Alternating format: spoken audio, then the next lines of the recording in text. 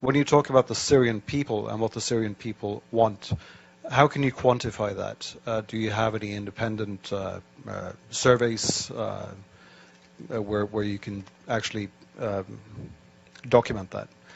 And secondly, you talk about the corporate media, the Western media, the lies, and all of this. Could you explain what you think might be the agenda from us in the Western media, and why we should lie, why the international organizations on the ground should lie, why we shouldn't believe all these absolutely documentable facts that we see from the ground, these hospitals being bombed, these civilians who are talking about the atrocities that they have been experiencing. How can you justify calling all of us liars? Sure. Thank you. I mean, there are certainly honest journalists amongst the very compromised establishment media. Let's start with your second question. So, international organizations on the ground. Tell me which ones are on the ground in eastern Aleppo. Yeah, okay, I'll tell you, there are none. There are none.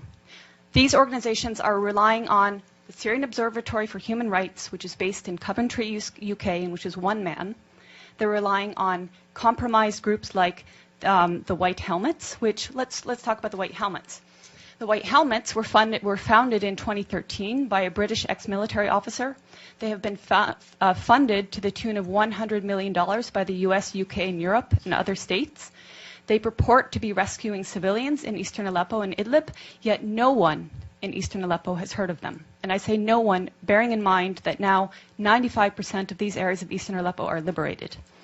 The White Helmets purport to be neutral, yet they can be found carrying guns and standing on the dead bodies of Syrian soldiers. And their video footage actually contains children that have been recycled in different reports. So you can find a girl named Aya who turns up in a report in month, say, August, and she turns up in the next month in 2 different locations. So they are not credible. The SOHR is not credible. Unnamed activists are not credible. Once or twice, maybe, but every time, not credible. So your sources on the ground, you don't have them.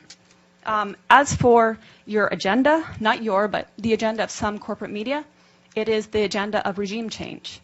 How can the New York Times, I was reading it this morning, or how can Democracy Now!, which I was reading the other day, maintain until this day that this is a civil war in Syria? How can they maintain until this day that that the protests were unarmed and nonviolent until, say, 2012? That is absolutely not true.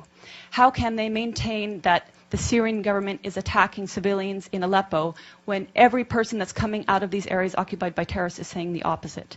How do I quantify the support of the Syrian people? The elections. In 2014, the Syrian people held elections. The point being, overwhelmingly, the people support President Assad. There are people that want change in the government. We're not pretending they don't want change. Everybody wants change. But in terms of support of the government, the point is they don't see President Assad as the problem. They see the problem as terrorism. They see elements of problems in the system that they have there. But President Assad, they don't see as the problem. They actually overwhelmingly support him. So I'm basing it on their choice in their leader, and I'm basing it on my interactions with people in Syria.